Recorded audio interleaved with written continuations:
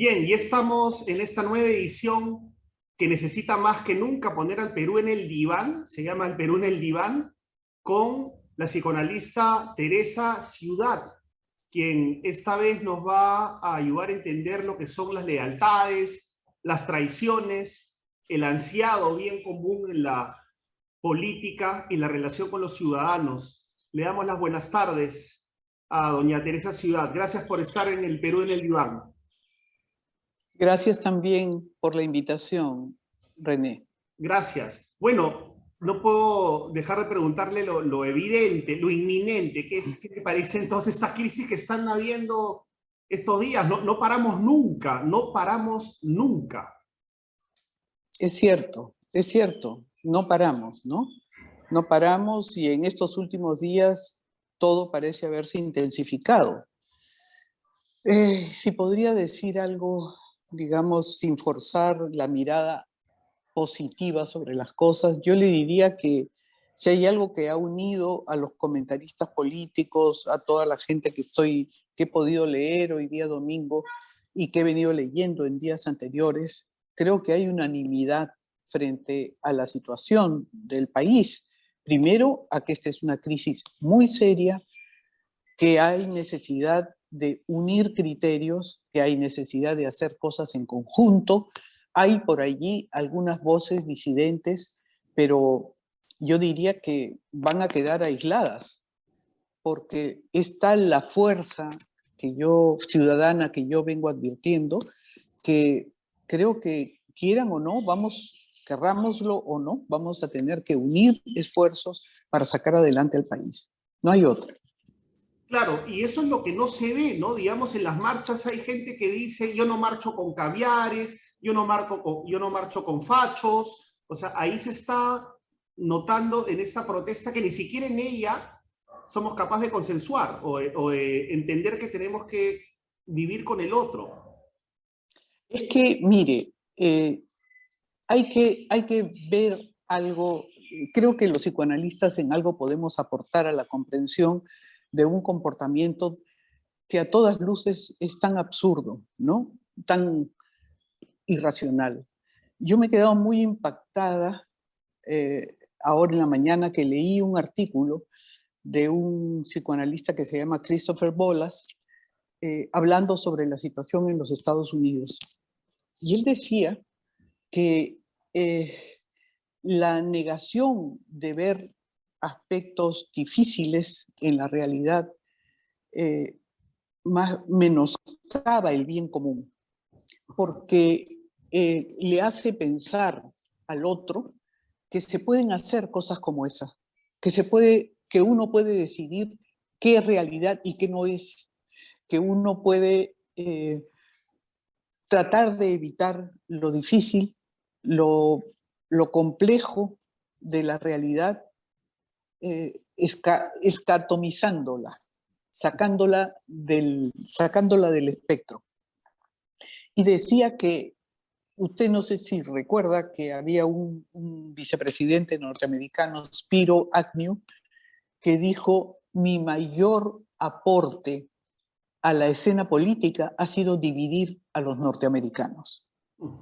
Imagínese usted, es así como se viene generando este tipo de divisionismo dentro de las personas, no ayudando a ver la complejidad de la situación, sino diciendo, poniendo las cosas como, ¿cómo le puedo decir? Pensamiento-acción, ¿no? Casi el pensamiento se va adelgazando y lo único que queda, el llamado, no es a la reflexión, el llamado es a la acción. Es cierto que hay momentos en que uno tiene que actuar. Me va a atropellar un carro, no me pongo a reflexionar sobre el valor de la vida, simplemente corro. Pero no es ese un momento tan grave. El llamado a la reflexión y a ver qué podríamos hacer todos en conjunto, creo que es la tarea del momento. Claro, y usted ha llamado acción, ¿no? Yo, permítame el término, llamaría a guerra, ¿no? Sería el llamado a la guerra, porque eso es lo que parece. Pareciera una cosa así, pero dígame usted, esta idea de que no se perdieron las elecciones, que en lo que realmente hubo fue un fraude, fue una trampa. ¿No es acaso un ataque al pensamiento? Porque si yo no puedo proponer, esta es la prueba número 1, la prueba número 2, aquí veo, se trató de esto, ¿cómo puedo seguir afirmando, después de todo lo que ha ocurrido, de todo el sufrimiento que le ha significado a las personas que han estado a cargo de estos procesos electorales, un ataque de esa naturaleza? ¿Qué le está usted diciendo a sus seguidores? ¿Los está invitando a pensar que de repente esa no fue la mejor candidatura? ¿Que de repente habría que repensar un proyecto político si es que yo quiero seguir insistiendo en ese proyecto político? Pero no, yo tengo que seguir diciendo que hubo un fraude contra mí. Exacto. Eso es lo que ha hecho la candidata, eso es lo que ha hecho hoy día la candidata en una entrevista, ¿no? Ha seguido mencionando que ha habido fraude, sí. Bueno, Trump lo dijo hasta el último momento. Hasta este momento Trump sigue diciendo que él es el presidente electo. Entonces, este tipo de liderazgos son tipos de liderazgos que son como un ácido corrosivo para nuestra sociedad. Porque no crean ciudadanía, no crean pensamiento, no crean reflexión ni pensamiento crítico. ¿Qué crean? Crean paranoia, desconfianza, una desconfianza tremenda en todo. Entonces yo ya no creo en instituciones, y la institucionalidad es la base de una sociedad mínimamente organizada. El creer en las instituciones, el creer en líderes, parece una inocentada decir esto, pero sigo diciéndolo. Es la base también, y nosotros necesitamos de la ley. Porque si yo no creo entonces en el Jurado Nacional de Elecciones, si no creo en los organismos que supervisaron, si no creo en los jueces que revisaron, exactamente, si no creo en la OEA, si no creo en nada de eso, entonces, ¿en qué mundo estoy viviendo? ¿En qué creo? En mí, y en nada más que en mi palabra. O sea, ustedes no van a creer en nada, crean en mí. Dígame usted si eso es creación de pensamiento o es, por el contrario, un ataque al pensamiento. Yo pienso que es un ataque al pensamiento, pero bueno, estamos acá para escucharlo a usted. Y mire, esto me da pie para preguntarle, claro, hay mucha gente, entre los que me incluyo, que estamos muy molestos con Castillo, que nos parece un desastre su gestión, y que no tiene nada que ver con el fraude. O sea, personalmente yo pienso que no hubo fraude. Como periodista no me llegaron nunca las evidencias, pero hay una conexión, claro. Como no creíste que hubo fraude, entonces apoyas a Castillo. Entonces uno ve que Castillo tiene una gestión desastrosa y mira al otro lado y ve estos líderes que usted está describiendo. Entonces, ¿cómo queda el ciudadano con esa mirada que pretende ser amplia, pero se encuentra con esto? Claro, porque es como si la ciudadanía en este último tiempo hubiera estado entre un extremo y el otro, ¿no es cierto? El extremo de un presidente al que muchos pensaron, digamos, en el que muchos pensaron era un símbolo de la reivindicación, pero que carecía absolutamente de las capacidades para dirigir un país tan complejo como el nuestro. Y por el otro lado, esta otra, no sé cómo llamarla, ¿no? Cónclave, el otro extremo. O sea, no le ofrece al ciudadano ninguna otra posibilidad. Yo creo que la creación de centros de pensamiento, no estoy hablando, podría ser un centro que rescate la posibilidad de pensar estas cosas, de pensar, sí, este gobierno de Castillo es lo que no queremos tener. La izquierda va a tener que aprender mucho de este fracaso, muchísimo. Va a tener que pensar que el enemigo no es solamente está afuera, ¿no es cierto? El enemigo puede ser la propia ignorancia, la propia falta de preparación, la falta, ¿sabe qué?, de la ética, que es lo que es el gran ausente de todo esto, ¿no? Una ética personal de quienes están a cargo de puestos clave. Y eso en ese momento está haciendo agua por todos lados. Lo que al parecer es el compadrazgo, el amiguismo. Tú eres de Chota, yo soy de aquí, tú eres del FENATE, entonces entras tú. Eso, señor, ni siquiera se llama, ni siquiera es favorecer a los correligionarios. Eso es una trampa descarada. Eso es un engaño al país. Nuestro país necesita crecer y para crecer necesita gente preparada para lo que se hace. O sea, este cambio de ministros, este recambio, estas cosas, este descabezamiento de gente muy, muy preparada, de gente, y mire, y en el sector público hay personas, pero de altísimas calidades personales. Desaniman a todo el mundo para que haga carrera pública.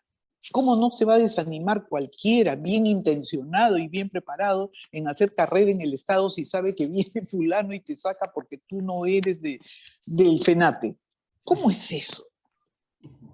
Claro, claro. Y O sea, además llegaste al poder diciendo que eras distinto, ¿no? Que representabas una reivindicación y terminas dando el mensaje, no sé si está de acuerdo usted conmigo, siguiente es, bueno, ahora me toca a mí portarme tan mal como se portaron los otros, ¿no? Esa es la como reivindicación. todos los... Es Sí. que eso es lo que se le dice al pueblo peruano, lamentablemente, ¿no? Seas de un lado o seas del otro. Lo único que te interesa es tu situación personal. Lo único que te importa es que muerda fulano, muerda sutano, que entre el otro, que entre el amigo, que entre el compadre. Eso es todo lo que interesa. El país para otro lado. Y eso es tremendo. Antes de hablar de las secuelas, ¿por qué considera usted que el concepto bien común suena tan naif, ¿no? Cuando debería ser la meta máxima y suena tan ingenuo hablar de bien común. Yo mismo tengo ciertos complejos de ingenuidad. Bien común, ¿no? Porque me parece tan Claro. alejado de la realidad. Es que hasta eso podría parecer, imagínese. Imagínese usted que estamos en un momento en el que conceptos como el bien común, la ética, parecen realmente unas inocentadas, ¿no? Parece, oye, pero ¿en qué mundo vives? Le van a decir, ¿no? ¿Pero en qué mundo estás viviendo? ¿Tú todavía crees en eso? Sí, y es necesario decir, sí, yo creo en eso. Es necesario que la gente salga y diga, yo pienso en eso. Eso es lo que los jóvenes han hecho ayer, cuando han salido a decir no a las universidades Bamba. Eso es lo que yo espero siga ocurriendo en los próximos días. Y que la gente salga a la calle y defienda algo que, mire, el pueblo peruano lo defiende, lo defiende. ¿Será que en estos momentos todavía habíamos estado un poco viendo quizás este asunto se componga por alguna parte, quizás, pero ya pues ya no cabe, ¿no? Ya no cabe. Esto Parece, ya parece. rebasó todo. Claro, y Y ahora le dicen, pero usted no condenó a Castillo desde el principio, porque nosotros ya sabíamos cómo era Castillo, por lo tanto ahora usted no tiene derecho a falso, contestar. falso. ¿Quién sabía lo que era Castillo desde el principio? De repente los que trabajaron con él. Yo personalmente tenía muchas dudas. Yo tenía serias dudas de que una persona que no tenía la preparación que se necesita para gobernar este país, postulara y ganara esa. Yo no veía cómo. La verdad, déjenme decirle, de repente ya son las canas, los años, qué sé yo, pero yo no veía cómo. Pero en fin, decía, veamos, ¿no? Por allí, porque hay gente decente, hay gente que quiere trabajar por el país, de repente es gente que va a tomar preeminencia en este gobierno. Yo creo que al final eso es lo que todos, sin ser demasiado ingenuos respecto a las capacidades de Castillo, pensábamos. Ojalá que fuera así. Pero cada vez el asunto se fue despintando y quedó bien claro algo, mire, que es terrible, y es que esta persona dilapidó pero en 6 meses, esperanzas de mucha gente, honesta, sincera, gente de izquierda, gente de centro, que decía, démosle una oportunidad. Mandó todo al demonio, pero en uno. Y claro, cuando uno lo ve, lo piensa retrospectivamente, dice, ¿y de dónde iba a sacar este hombre? Bueno, habría tenido que tener pues una agudeza enorme, ¿no? Hay grandes caudillos, hay grandes presidentes, discúlpeme lo de caudillo, hay grandes presidentes que no han sido universitarios, que no han tenido una formación de estadistas y que sin embargo lo han sido, porque se han dejado asesorar bien, ¿no? Yo pienso en Mujica, ¿no? Claro, Pienso, mire, en Mandela, pienso en un Lula, pienso en gente que de verdad salió hasta fortalecida de situaciones como cárcel, como persecución política, y salieron mejores seres humanos, con claro. una calidad personal y una capacidad enorme de dejarse asesorar, de ver, en fin, lo Ahora, mejor. claro, claro, no el Fuske. Ahora, ¿usted cree que esto pasa solamente por una incapacidad, por limitaciones, o también cree que hay problemas éticos, o sea, como que no Sí, hay problemas éticos, morales en el presidente actual? No solamente es limitación, falta de capacidad, sino que también hay problemas de voluntad, ¿no? De intenciones, de... sí, algo muy, ¿sabe qué? Yo creo que cuando uno ejerce un poder, por mínimo que sea, tiene que tener claros los límites. Tiene que saber internamente que hay una línea que no se puede pasar, que hay ciertos momentos en donde aún a pesar de uno, tiene que decirle no a los amigos, tiene que decirle que no al pata del alma con el riesgo de perder su cariño y su amistad.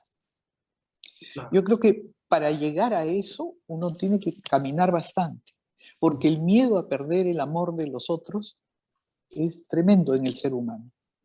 Y me parece que eso es una de las grandes cosas que se gatillan Claro. cuando uno está en el poder, ¿no? El deseo de quedar bien con todo el mundo, ¿no? De sí, pues, hermanito, claro, ¿cómo no? Entonces allí no hay lealtad que valga. Mire, es que leal es ser, para empezar, uno tiene que ser leal con sus propios principios, con su propia ética personal. Porque si usted ya hace de eso la casa del jabonero, ya no hay quien le arregle el asunto. Y de ahí en adelante ya usted desbarra por todo. Sí, porque uno ve como, por ejemplo, en la izquierda progresista, la más preparada, la izquierda limeña, Ujú. como se dice en el esquema crítico, hay personas que tuvieron que hacer contorsiones éticas de principios para poder integrar un gabinete con Bellido, por ejemplo, ¿no? En ese aspecto, en el aspecto de igualitario, en el aspecto de Claro, violencia contra la mujer.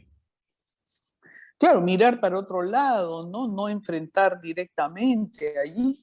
Mire, a veces uno tiene que hacer eso, y yo le digo, si uno tiene claro lo que está haciendo.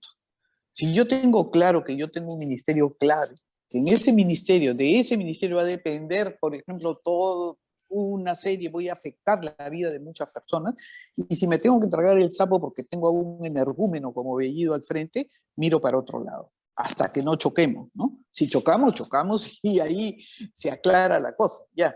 Pero yo creo que esas piruetas han tenido que hacerlas los ministros y me parece que eso en política es bien desgastante, es bien difícil y es creo una de las razones por las que muchísimas personas no entramos en política.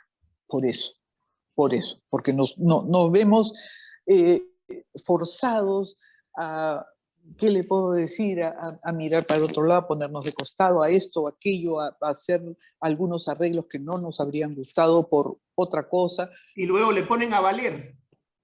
Y ya, bueno, ya eso ya fue. Ah, o sea, ah, Eso ya fue. Mire, ah, mire, la, la anterior Mendoza, me pareció una persona dialogante, me pareció una persona recta. claro. Seguramente tenemos discrepancias, me parece que se apresuró con el asunto de la minería, pero por lo menos guardaba ¿no? Uno ve ahí a una mujer de principios, ¿no? Claro. Pero ¿qué le digo con esto? Lo cual quiere decir que este señor no sabe distinguir entre uno y otro, Claro, no ¿no? tiene ni siquiera Que esa capacidad. Sí. ni siquiera esa capacidad, porque si pone primero a uno como video, después pone a la señora, ¿cómo se llama? La ex primera ministra. Eh, ¿La pone a Mirta Vázquez? No. A Mirta Vázquez, Ujú, sí, no, sí, decía yo por Mirta Vázquez, perdóneme. sí. Pone a Vázquez y después pone a Valer. Claro. Entonces él no distingue Chana de Juana, no No, distingue nada. no. Es lo que tiene a la mano, lo que alguien le sopla al oído, lo que... Y Claro. allí cuando usted ve que hay una falta de criterio en cosas tan básicas como esa, yo creo que el asunto no le veo arreglo por ningún lado. No le ve arreglo.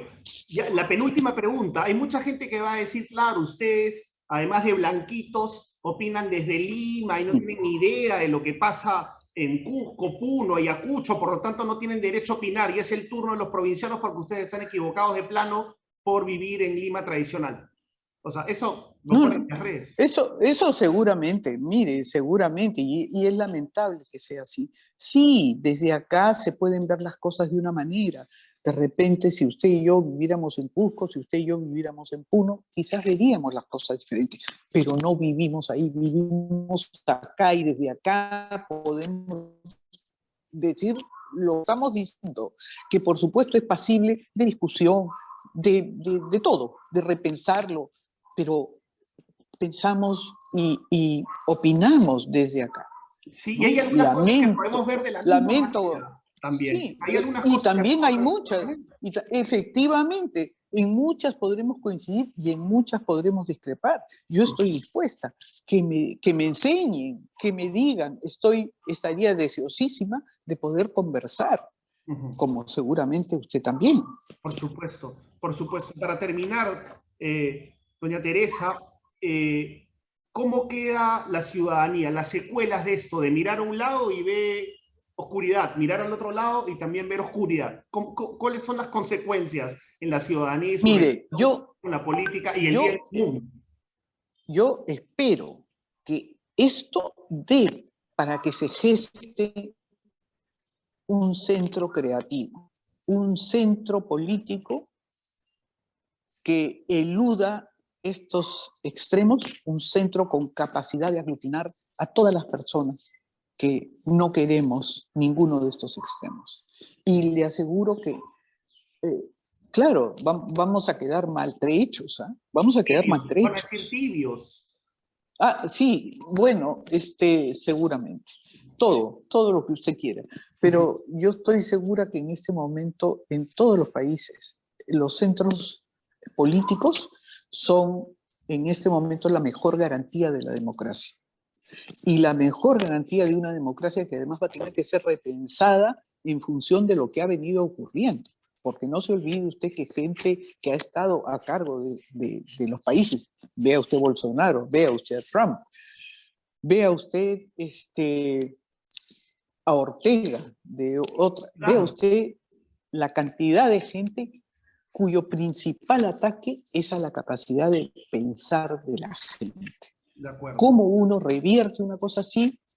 Reafirmando un centro político creativo y pensante. De acuerdo, de acuerdo. La última, le robo una pregunta que la charla está muy interesante. Por favor, el bien común, ¿por qué es tan difícil que los políticos actúen en función al bien común? O sea, Porque mire, no es que yo diga todos los políticos son, no, no, no. Porque pienso que no perder el rumbo de por qué está uno en el lugar en el que está, eso es fundamental. O sea, saber desde un principio que uno está para salvaguardar el bien común es algo que tendría que defenderse a capa y espada en la mente de los políticos, pero que muchas veces se pierde. Se pierde por lo que le comentaba momentos atrás, se pierde porque hay que hacer un arreglito con fulano y otro más con sutano y otro por allá con mengano. Entonces ahí es cuando se pierde, yo creo, la posibilidad del bien común, se va perdiendo y la gente se va enredando en esas marañas de arreglos y de cosas y no sabe decir que no en ciertos momentos. Ahí ya se perdió. Sí, y cuando se pueden corregir, se corrigen a medias y después eliminan lo corregido, ¿no? Las contrarreformas. Es una cosa de nunca. Eso es. Así es. Doña Teresa, muchísimas gracias por estar en el Perú en el Diván. Me quedé con ganas de conversar más, pero el tiempo es implacable también. Muchísimas gracias. Así es. Teresa Ciudad. No, a usted. Muy Gracias. bien, un gusto. Ha sido un gusto de verdad conversar con usted.